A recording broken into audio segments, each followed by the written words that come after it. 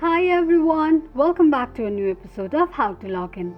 Today in this video, I'm going to show you how you can place ad on Craigslist account with picture. Keep watching the video till the end. To place ad on Craigslist with picture, firstly open your Google search. Type in Craigslist and make a search. The search results will be displayed on the screen. Tap on first link shown on the page.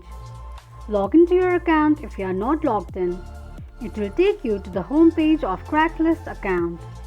Click on Post Ad option. Choose the type of posting and tap on Continue.